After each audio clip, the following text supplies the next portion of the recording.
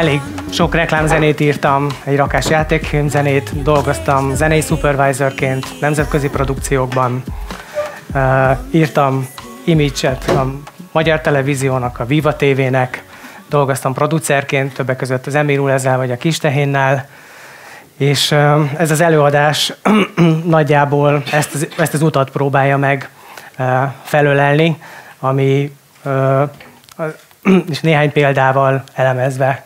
Először is ugye a pánik, tehát amikor a legelső munkáját megkapja az alkalmazott zeneszerző, vagy egy zeneszerző, akinek nem nagyon van tapasztalata az alkalmazott zeneszerzésben, akkor logikus, hogy legelőször az a dolog jut eszébe, hogy pánik, hogy Jézusom, ezt én hogy fogom megcsinálni. Az alkalmazott zeneszerzésben elég sok olyan paraméter van, hogy mondjuk egy dalszerzőnek vagy egy zeneszerzőnek általában nem szokott vele találkozni. Először is időről kell, egészen pontosan meghatározott időre kell teljesítenie valamit, meghatározott paraméterek alapján, tehát ez nem egy feltétlenül ösztönszerű zeneszerzés, tehát ez nem azt jelenti, hogy én nekem van egy ötletem, elhagyott a barátnőm, új barátnőm van, nyaraltunk, nem nyaraltunk, hanem itt van egy meghatározott koncepció, és ezzel alapján a koncepció alapján létre kell hozni valamit, ami eddig még nincs. És ezt a valamit, amit létrehozunk, ezt nem én döntöm el, hogy mikor van vége, nem én döntöm el, hogy ez kész van-e, és nem én döntöm el, hogy ez jó, hanem van valaki a világban valahol, aki meg fogja mondani, hogy ez jó-e, ez működőképes-e, ezt erre fel tudom-e használni, és a legvégén nyilván fizet ezért, hiszen gyakorlatilag az alkalmazott zeneszerzés, ne felejtsük el, ez egy professzionális munka, ez egy megélhetési forma, ezt az ember passzióként is csinálhatja, de hosszú távon nyilván nem lesz benne sikeres, mert egyszerűen a ráfordított idő és energia nagyon sok, ami szükséges hozzá. Ezzel a problémával nem egyedül vagyunk, hanem vannak más zeneszerzők is. Én az egyiknek a mondatát emeltem ki nagyjából.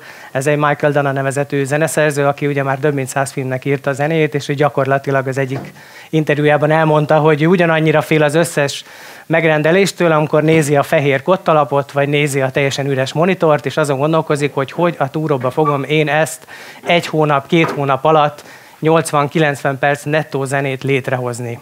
Nyilván ez egy borzasztó nehéz és komoly kihívásokkal jelentő feladat, és nyilván az elején akkor érdemes is rögtön megnézni, hogy mi az, ami az a pánikot létre lehet hozni, vagy tulajdonképpen a létrehozott pánikot meg tudjuk előzni. Az egyik az, hogy az ember ne gondolja azt, hogy erre képtelen, mert hogyha azt gondolja, hogy ő ezt nem tudja megcsinálni, akkor egészen biztos, hogy nem fogja tudni megcsinálni, és akkor teljesen, de ez a világ minden dolgával így van, hogyha egy rúdugró a kezében a rúddal elindul a rúd felé, és azt mondja, hogy hát ez olyan rohadt magasan van, hogyha ez eszébe jut, akkor egészen biztos, hogy egy hatalmas nagy esés lesz a vége. Tehát ez valószínűleg a lehető legrosszabb, amit tudhat az ember, illetve az, hogyha otthon ücsörög, tördeli a kezét, és azon gondolkozik, hogy hát lehet, hogy amikor majd holnap, vagy nem tudom, majd holnap után, vagy majd akkor biztos abban az állapotban leszek, meg most leszaladok ide az indiai boltba, veszek 2 füstölőt, mert azt tudja, hogy segíteni fog, vagy pedig majd följön a barátnőmet, mert hogy ő majd mond 3 biztató szót, ezek egyik se fognak működni, ezt rögtön el kell kezdeni dolgozni, nem szabad ezzel várni egyáltalán, illetve azzal is teljesen felesleges, hogy mi lesz akkor, ha nincs kész, mi lesz akkor, hogyha a rendező meghal, mi lesz, hogyha a producer a legvégén mégse fizet, vagy mi lesz akkor, hogyha egyet nem jut eszembe semmi. Egyszerűen arra kell koncentrálni, az embernek a munkája, tehát hogyha ő filmzenét kap, akkor a filmre, hogyha ő reklámmegrendelést kap, akkor a reklámra kell koncentrálnia, soha nem lehet azzal foglalkozni, mi lesz vajon ha, nem tudjuk, hogy mi lesz vajon ha, a jövő teljesen kiszámíthatatlan, lehet, hogy 3 hét múlva nem csak én, hanem a probléma se lesz, amin ugye rágódunk. Gyakorlás nélkül, tanulás nélkül, és rengeteg belefektetett energia nélkül ez nem fog menni. Amit én most bemutatok, az rengeteg olyan technika van benne, rengeteg olyan tudás, ami univerzális, de mégis ez az én utam. Kezdjük az legelején. Valaki, itt gyakorlatilag a dalszerzésről lesz szó, de azért többé-kevésbé ez lefordítható a zene teljes összes többi műfajára is. A legelején ugye valaki kap egy feladatot, amit egyébként a reklámszakmában szép magyar szóval briefnek hívnak, és ebből majd több vonatkozás is lesz. Ez gyakorlatilag összefoglalja azt, szavakba öntve, amire megbízás szól. Tehát a brief, az mindjárt mutatok róla egy példát, bármi lehet. Ez gyakorlatilag követi egy második rész, amit szintén egy magyar szónak, nevezzük magyar szónak, kommentnek szoktak hívni leginkább a reklámszakmában, magyarul. Ez valamiféleképpen annak a elbírálása, hogy az, aki éppen a feladatot végrehajtotta, az nagyjából mit csinált, és mik azok a hibák, amikről a megrendelő úgy gondolja, hogy változtatni kéne. Ebből a 2 részből áll össze az első szakció, és akkor nézzük a briefet. Az első varázsszó, amit mindenki szokott hallani, vagy aki már valaha reklámmal dolgozott, vagy reklám zenével foglalatoskodott, az a dinamikus. Bármit is jelentsen ez szerintem az ég adta világon senki nem tudja, hogy mit jelent. Ez minden egyes reklámbriefben benne van, legyen dinamikus. Függetlenül a legvégén egy irgalmatlan chill out lesz belőle, vagy egy halálhörgő death metal, mind a 2 dinamikus. Ez a varázsszó, erre épül a marketing, ez gyakorlatilag mindenben benne van. Ezt tulajdonképpen úgy lehetne lefordítani épesző ember számára, hogy a dinamikus az azt jelenti, hogy valahogy lendületes, magával ragadó, valami olyan, ami felkelti az emberek figyelmét, és majd meglátjuk, hogy ez egy csomó esetben egyáltalán nem igaz. Hiszen a brief homlok egyenest más mondhat erről, de most egyelőre ne szaladjunk túlzottan előre, jegyezzük meg, hogy van egy olyan szó, hogy dinamikus, ez nagyon fontos. Van olyan szó, hogy a konyhából is beszaladjon a család, ez a lehető mindig bejön, az összes marketingigazgatónak ez a nünükéje, hogyha ő meghallja a tévében a háziasszony, azonnal rohanjon be és megnézze a reklámot. Nyilván senki nem fog bemenni a szobából megnézni a reklámot, ezt is mindannyian tudjuk, de ezt úgy lehet lefordítani, hogy azt mondja az ember, hogy igen, valami olyasmit kell nekem alkotni, ami elég könnyen megjegyezhető és elég könnyen azonosítható ahhoz, hogy valaki, aki tulajdonképpen egyáltalán nem érdekli, hogy effektíve milyen zene történik, az is egy idő után valahogy a fülébe menjen, valahogy megjegyezze, és a későbbiek folyamán ezt vissza tudja idézni. Ezt tulajdonképpen így lehetne lefordítani, sláger legyen nyilván, hát oké, köszi, nyilván ez ennél egyszerűbb nincs, slágert írni mindenki tud. Ugye ez az alapkövetelmény, aki ezzel foglalkozik, írjon slágert. Slágert írni szerintem nem lehet. Nagyon szívesen vitatkozom erről bárkivel. Slágert úgy lehet csinálni, hogy valaki csinál valami nagyon jó dalt, és azt rengetegszer meghallgattatják emberekkel, abból tuti fixos sláger lesz.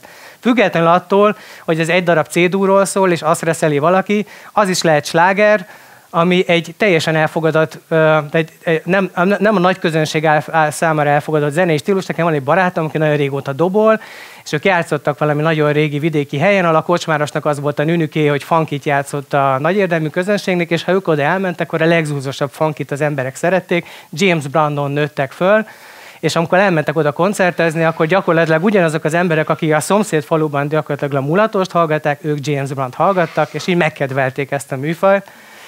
És ráadásul a slágernek van egy olyan hívószava is, hogy ezt mindenki ismeri. Tehát, hogyha valaki ír egy új művet, és én holnap bemutatom azt valakinek, arról nem tudjuk, hogy sláger, hiszen senki nem ismeri a megrendelő sem, és amíg nem szereti meg, és sok ember nem ismeri, addig azt, hogy sláger definíció rá se tudjuk mondani. De a slágert lehet úgy lehetne lefordítani, hogy továbbra is, hogy fülbemászó és könnyen megjegyezhető legyen, ami általában a legtöbb sláger. Nyilván ennek vannak olyan, tehát ez nem minden dalra igaz, de általában azt mondhatjuk, hogy fülbemászó. Illetve ez nagyon fontos, a célcsoport, marketing, varázsszó, az azt jelenti, hogy tudom, hogy kinek írom a dalt. Ez baromi fontos, mert tisztába kell lenni.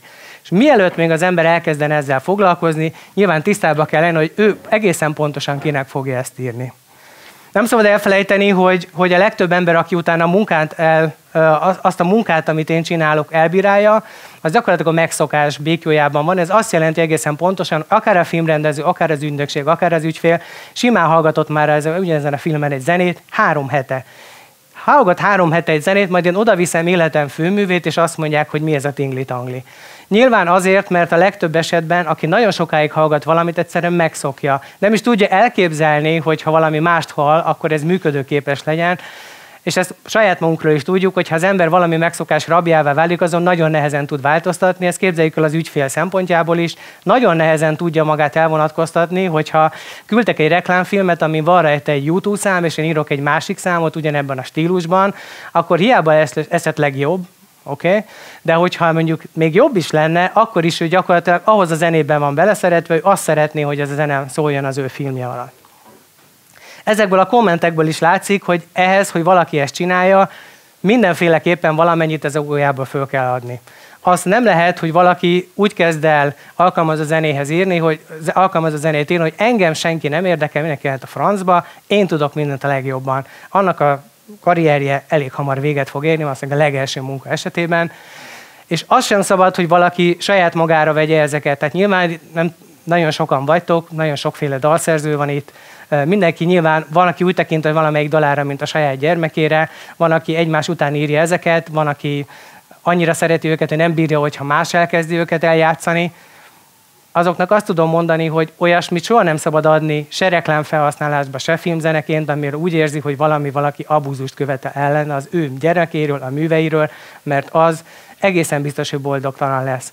Amikor én kiadom a kontrollt a kezemből, és csinálok valamit, ami a saját szellemi termékem, és ezeket az más emberek fogják elmondani, hogy ez jó vagy nem jó, abban a pillanatban, mint művész, kiszolgáltatott leszek nyilván. De ez nem jelenti azt, hogy ezt nem lehet elviselni, és ez nem jelenti azt, hogy ha az ember egy lépéstávolságról megvizsgálja azt, hogy mondjuk esetleg van igaza abban, amit mond, vagy esetleg tudott-e valami olyan hozzáadott értéket adni ehhez, ami számomra fontos lehet, akkor ez egy létező modell lehet, hogy én tudok olyan zenét csinálni, amit más mondja meg, hogy ez milyen legyen. Aki viszont ezt személyes érzésnek veszi és megsértődik rajta, annak azt kell, hogy mondjanom, hogy ez valószínűleg nem neki való pálya, mert a legelső alkalommal nagyon komolyan és nagyon csúnya dolgokat tudnak mondani arra, amit az ember egyébként azt gondolja, hogy jó, vagy ő csinált, vagy az ő terméke, vagy az ő szellemi alkotása, vagy gyereke, stb. És ennek nagyon egyszerű módja van, tudnélik, amikor valaki elküld egy kommentet, és valaki valamit mond a zenémről, akkor mindig felkerül az a kérdés, hogy kinek van igaza. Egy rakás olyan eset van, amikor azt mondja az ügyfél, aki ugye van megrendelő, marketinges szóval ügyfél, akinek van egy reklámja, egy elképzelés, amit ő szeretne, ennek a reklámügynökségre hoz egy koncepciót, és a reklámügynökség rendszeresen megtenderezteti, hogy ki legyen a rendező, vagy kiválasztanak valakit, akinek lehet, hogy homlok egyenest más koncepciója van az egészről. Ilyenkor mi történik? Kinek hisz az ember? Kinek van igaza? Az ügyfélnek van igaza, aki mondjuk egy nyári slágert szeretne, az ügynökségnek, aki valami trend indit szeretne, mert az összes többi nagyon szar, és hogy az indi az nagyon megy, és hogy akkor az biztos, hogy nagyon jó lesz a termék, vagy a rendezőnek van igaza, aki pedig gyakorlatilag egy elveszett Spielberg, és ő azt gondolja, hogy ebben a 30 másodpercben megmutatja élete főművét, és ő valami szimfonikust akar, de az elején zongorával, és a legvégén még tajkódob is legyen benne. És ez lehet, hogy ez karikírozva van, de ez egyáltalán nem egy lehetetlen szituáció. Ilyenkor mindig meg kell találni azt, hogy gyakorlatilag ki a legerősebb szereplő ebben, gyakorlatilag meg kell nézni az alapbriefet, hogy pontosan miről is szólt ez az egész, és föl kell valahogy mérni, kicsit ilyen pszichológus szempontból, mint hogyha az ember analízisbe venni az ügyfelet és a rendezőt, és az ügynökséget, és kitalálni, hogy milyen indítatása van, miért szeretné azt, amit ő szeretne tőlem, és ehhez képes lehet utána a saját munkákat folytatni. Ez borzasztó fontos ezt az egészet megérteni, mert gyakorlatilag az, hogy valaki sikeresen tudja ezt csinálni, az nem csak azon a képességén múlik, hogy ő tud egy hangszeren játszani, vagy bírja azzal a képességgel, hogy ő tud dalt írni, hanem azzal is, hogy bele tudja magát illeszteni ebbe a tulajdonképpen üzleti szituációban, amikor megrendelő van, amikor pénzről van szó, amikor határidőkről van szó, és ha valaki gyakorlatilag ezt tudja alkalmazni, átlátja a szituációkat, akkor tulajdonképpen az, hogy ő tud a dalt írni, vagy nem, elég viccesen hangzik, de szinte már másodrendű dologgá válik. A legtöbb zeneszerző, vagy alkalmazott zeneszerző, aki ezt a szakmát megpróbálja, az gyakorlatilag ennél a szlájdnál leszokta húzni a rolót. Tehát, hogy gyakorlatilag el se jut addig, hogy ő utána komoly műveket hozzon létre, vagy nagy többségben, mert nem érti meg, hogy működik, egyáltalán nem látja át, és nem hajlandó elfogadni a szabályokat. Az az ember, aki nem fogadja el, hogy olyan szabályok szerint kell dolgozni, ami egyébként nem feltétlenül az ő szájéze szerint van, az egészen biztos, hogy nem lesz sikeres. Ez tényleg nem a kísérletezés ideje, ha valaki kap egy megbízást, bármilyen típusú megbízást, és elindul, és könnyes szemmel elkezdi dugdosni a analóg szintetizátorba a gombokat, hogy én most azt hiszem, hogy hallottam a Jean-Michel Jarre 77-es lemezén ezt a hangszínt, és én most ezt megcsinálom, akkor elveszett. Az is, aki gitárosként azt mondja, hogy hú, az a Steve Weishand, hú, az nagyon jó, most ezt kitekerem, de az ember is nagyon ritkán sokat sikert elérni, aki azt mondja, hogy én még ilyen soha nem csináltam, de most kipróbálom, mi van akkor, hogyha ezután egy jó kis bővített akkordot belerakok. Ezt útja nem fog menni. Ezt az embernek csak úgy lehet hatékonyan csinálni, hogyha nagyon sok mindent írt, többször is megvolt, hogy sok zenét kell írni, és hogyha megvan nála az a repertoár, amivel képes ezt. Volt egy időszak, amikor még úgy gondoltam, hogy én világhírű jazz-zongorista leszek, és van egy Bebop Bible nevezetű nagyszerű kotta, ami egyébként egy rakás jazz frazírt tartalmaz, egy jazz motivumot tartalmaz, abban is az volt leírva az elején, hogy ez egy nyelv, amit meg kell tanulni, és hogyha az ember ezt a nyelvet megtanulja, akkor készségszinten, akkor már tudja használni, és az előre lakott paneleket egyedi sorrendbe össze tudja rakni, és ez nagyon fontos. Ez nem egy másolás. Az, hogy én csinálok valamit abban a stílusban, én nem lemásolom azt, hanem hogyha kellőképpen tudom, és mondjuk tudok fugát írni, akkor tudok olyan fugát írni, ami nem lesz bak, attól még fuga lesz. Valószínűleg a büdös életben nem fog tudni olyan fugát írni, mint a bak, de nem ez a lényeg. Az is egy fuga lesz. Hogyha képes vagyok arra, hogy tudjak rock and roll, breaket, drum and bass, bármit csinálni, indit, és széles a zenei palettám, akkor képes leszek bármire. Ehhez viszont az kell, hogy ezt készségszinten tudjam. Mi az, amit érdemes elkerülni, hogyha az ember elkezdi ezt csinálni? Tempóváltás az felejtős, ha csak a film nem indokolja, abban a pillanatban, hogy a dalnak az eleje és a vége nem ugyanazon a tempón van, a rendező vagy a vágó a büdöskedben nem rakja ezt össze. Ha neki tetszik a dal eleje és tetszik a vége, és közötte van egy tempóváltás, abból nem lesz soha egységes dal. Írok egy dalt, van egy refrén, egy strófa, és csinálunk egy 45 perces filmet, és ők csinálnak egy 15 másodperces vágatot belőle, és szeretnénk az elejét meg a végét használni, az életben nem fogják összerakni, hogyha különböző tempón van. Ugyanez igaz gyakorlatilag a hangnemváltásra, ki van zárva, hogyha a dal A-durban volt, a legvégén meg utána elkavarodunk fi-mollba valahogy, azt az életben nem fogja senki összevágni úgy, hogy ez egy egységes dal legyen. Illetve hát nyilván a páratlan ütemmutató, mint olyan, azért itt popzenéről van szó, nagy valószínűséggel senki nem 5/4-ben képzel el a következő év technoslágerét, vagy bármit EDM slágerét, tehát valószínűleg 4/4-ben érdemes maradni. Illetve az is nagyon fontos, hogy amikor elkezdem megcsinálni a saját dalomat, és túlzottan tömör a hangszerelés, azt képzeljem el, hogy nézzük meg, hogy mi van a storyboardban. Van-e benne valaki voice-over? Fog-e valaki beszélni? Rengeteg olyan reklámzene van, amit faltól falig végigbeszélnek.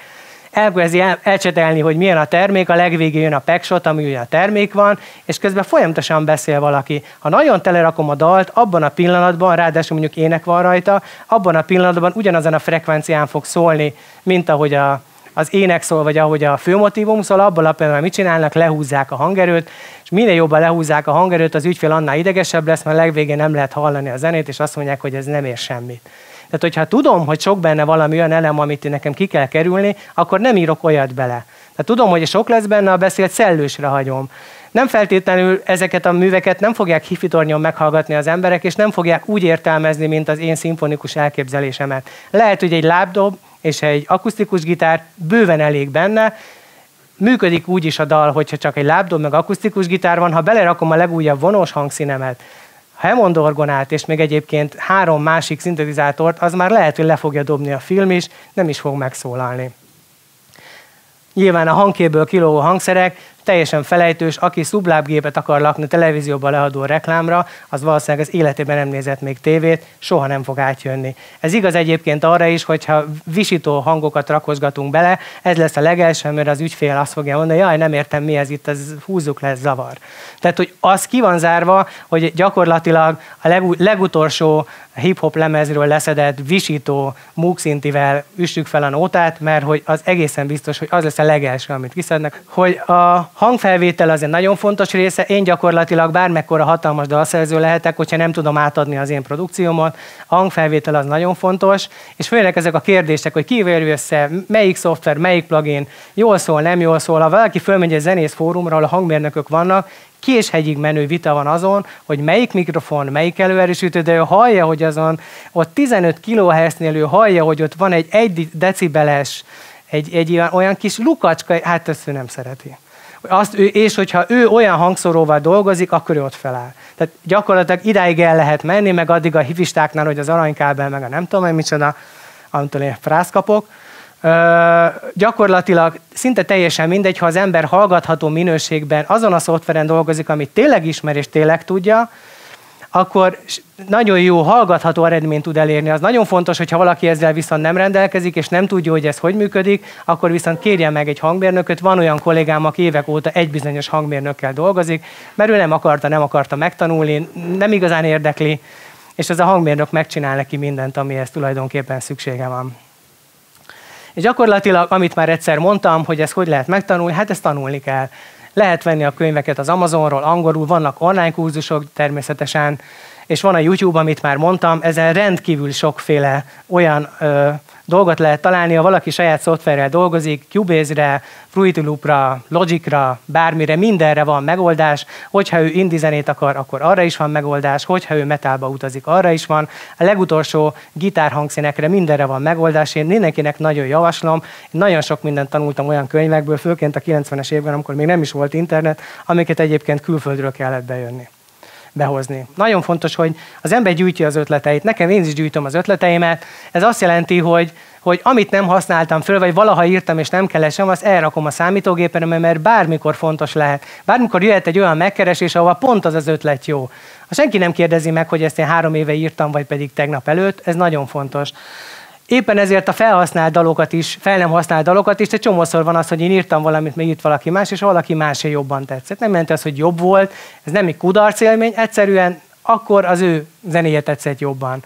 Illetve a hangszerelés jellemeggyűjtése is nagyon fontos, például, hogyha az ember olyasmit csinál, hogy sűrűni dalt, akkor mondjuk csinál magának elő grúvokat, vagy olyan harmóniavázakat, ami a klasszikus zenében se de valaki a Kessler kötetet mondjuk forgatja, azzal mondjuk elég sokat lehet tanulni, de hogy alapvetően vannak sémák, amiket meg lehet úgy találni a különféle zenei stílusokban, és itt elég csak a rock and roll, a bluesra gondolni, de egyébként a mostani EDM-re, vagy az előbb említett egyébként általam művelt Tropical House-ra, és amikor kiderült a Tropical House számoknak a 80%-a ugyanazt a harmóniavázat tartalmazza.